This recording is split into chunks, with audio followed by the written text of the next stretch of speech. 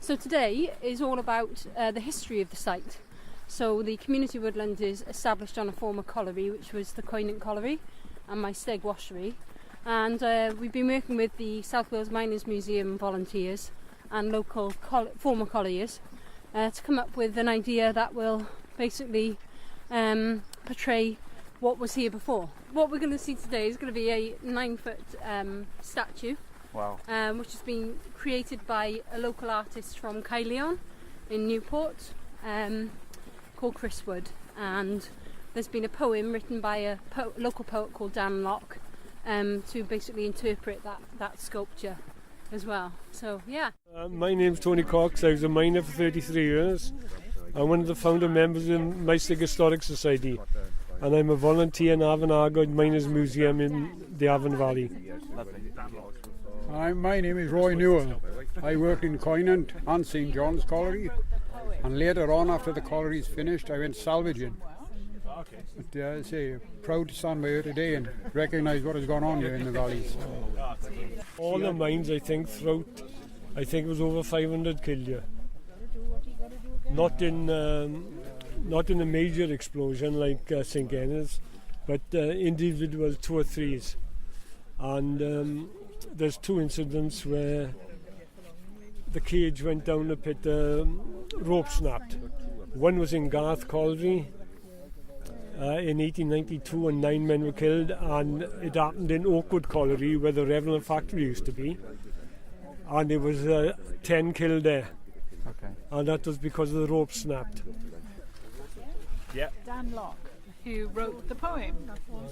So, come and say hello. Hello. How are you? Okay. And Roy will be Roy. Hi, Roy. Roy will be reading it in English. Yeah. So you read it for the video, is that right? That's right. When I first read it, it did a lump in my throat, to be quite honest. It's very poignant, yes. Yeah. That's good. I'm glad it works.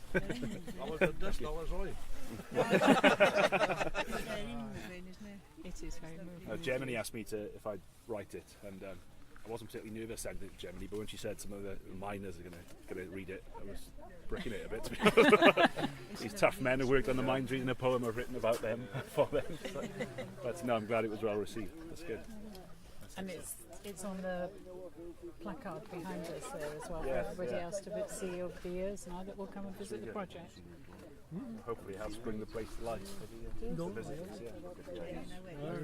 I would say it's the men that worked before us that worked hard. They had nothing. They were never issued with clothing, protective clothing, nothing. They had to find all their own clothes, everything. Never had protective clothing of any sort at all. They were the men that really struggled and worked hard, when horses were thought more of than the men. Now my job is to pull the tag, I think, and unveil the sculpture.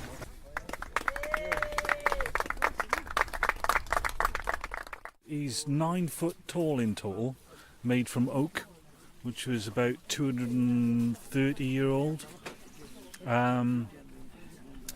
He's a sculpture of a miner looking down the valley. He's got a reflective disc on his where the lamp should be that shines down the valley.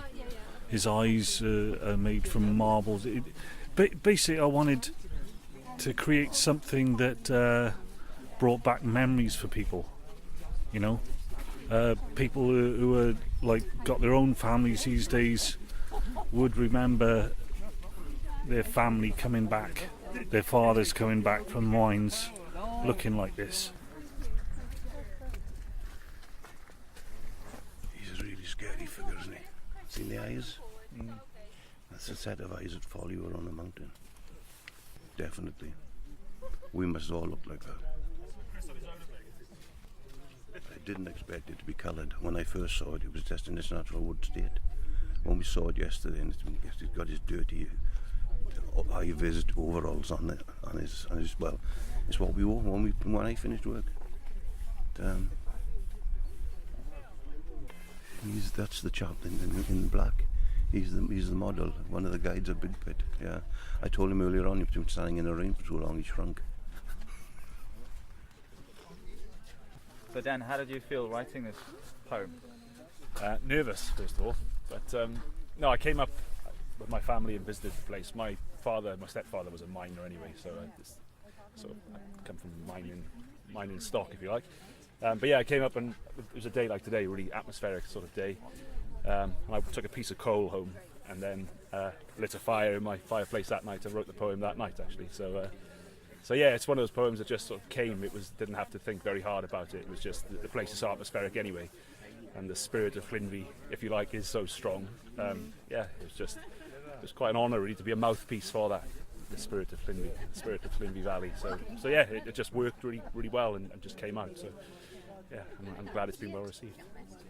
First time I read it, a real lump in my throat. It got better as more times I read it. When Jem first gave it to me, it brought back a lot. Look around you.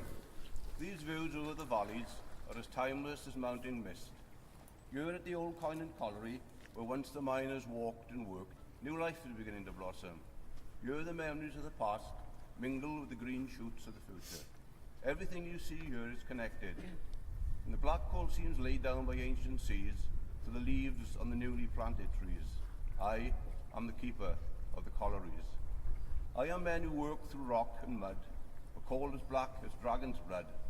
I am their days in halls of stone, the hearts and hearths that called them home.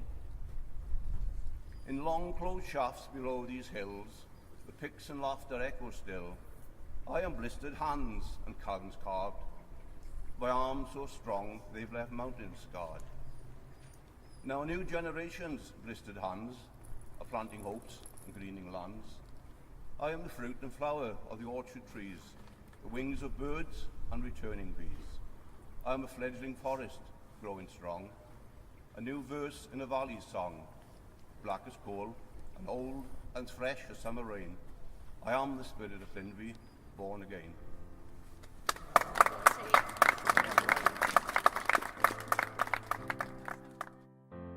It's not an exaggeration to say that the valley was literally built on the backs of these men, and some even sadly lost their lives in the process.